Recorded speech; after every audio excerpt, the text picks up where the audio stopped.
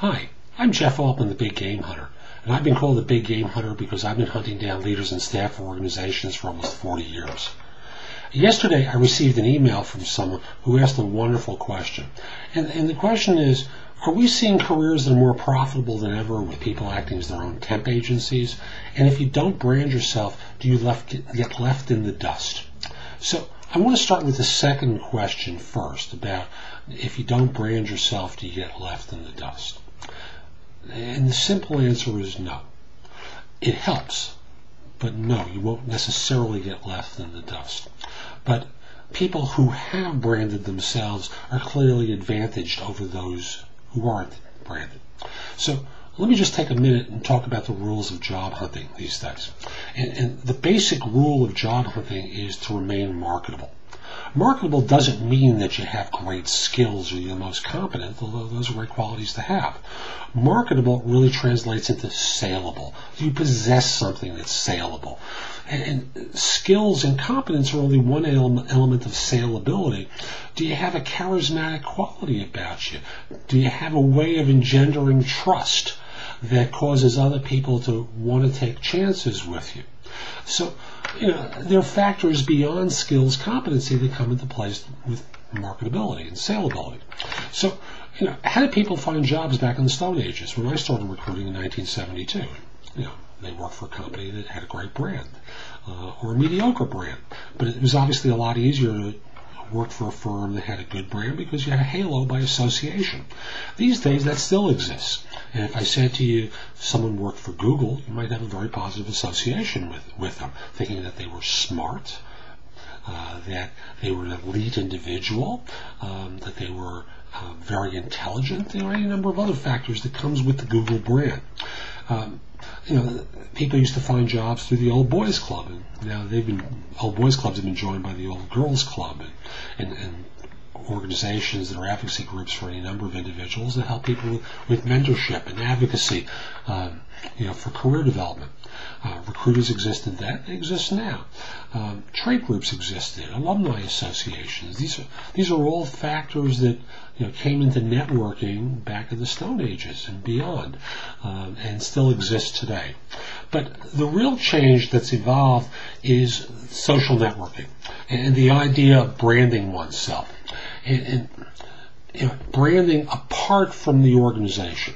So how do you do that? Why is that particularly important? And it starts off with a philosophy that relates to that first question about people being successful by, in effect, running their own temp agency. And I don't want to think of it in terms of temp agency, but I want to talk in terms of being responsible for their own career, instead of, in effect, surrendering responsibility for the career to the employer.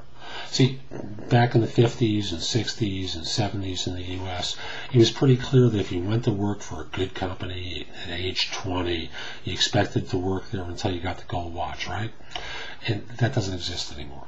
So why would you want to surrender responsibility for your life and the health and welfare of your family to an organization whose goals may be very different than yours, who at times may have to make specific business decisions in order to protect their firm that may impact your family?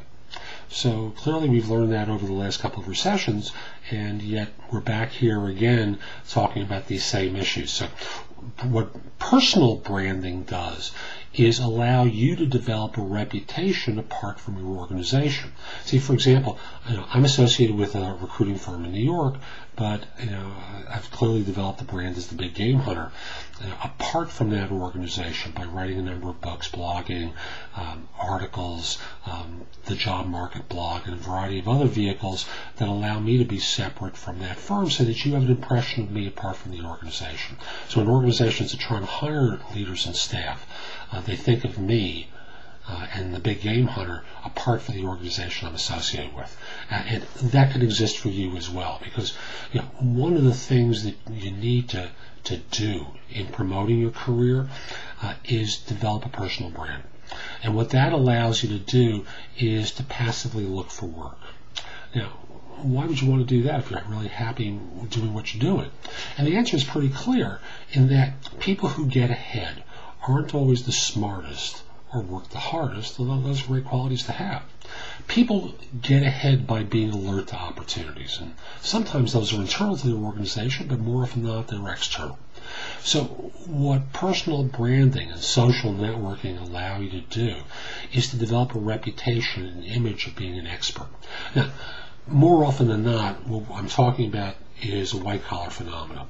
For blue-collar workers, I'm not sure how someone who's doing tree work or construction develops a personal brand in the way that I'm talking about. But there might be, but I'm just not aware of how it's done.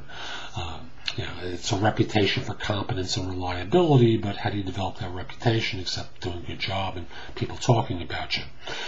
In the white-collar marketplaces, it's a lot easier because you can create a brand through blogging, video, social networking that allow recruiters, both third-party and corporate recruiters, to find you.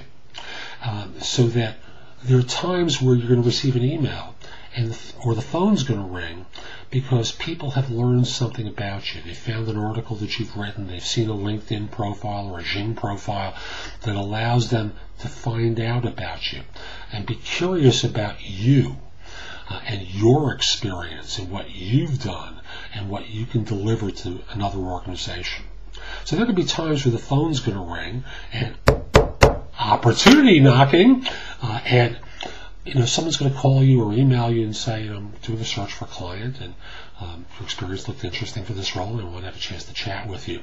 And although you may be happy in the job that you're in, if someone offered you $50,000 more or $5,000 more, depending upon where you are in your life, and an opportunity to do work more interesting than what you're doing with a team of people that's quite talented, I'm sure you would be interested. And although it would involve risk, you might be willing to minimally listen and explore the opportunity.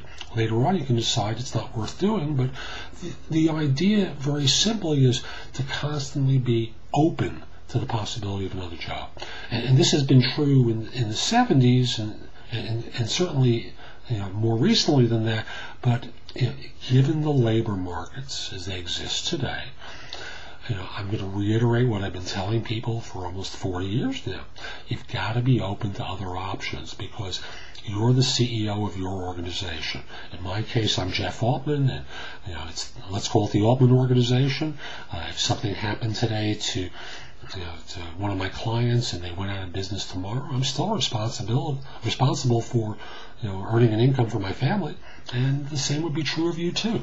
So you have to think in terms of what you can do to protect your circumstances and frankly advance them. If people change jobs with some regularity, more often than not, and I'm not saying every 6 months or nonsense like that, but every couple of years, a strategic job change financially allows people to have a catapult to their income that can be fairly significant. So, for example, if you're an administrative assistant and you change jobs for a $5,000 increase now, and 3 years from now you change jobs again for $5,000, the probability is you're going to be earning, in successive years, watch this math, 5 times 3 is 15 plus 20 is $35,000 more, but you would have gotten raises along the way, and thus probably earned somewhere between $36,000 and $40,000 more of additional income from 2 strategic job changes. And again, I'm not telling you to go out and look for a job, but I'm just suggesting to you that you have to think in terms of your own career planning in order to protect your interests, because your employer isn't looking out for you. I'm Jeff Altman. If you like some of the things I've been talking about, come to my website, JeffAltman.com, look into some of my books and articles there, subscribe to my easy, no BS job search advice. Consider it's a complimentary subscription. Just sign up at my website and you'll get it every other week from me. Take care. Bye-bye.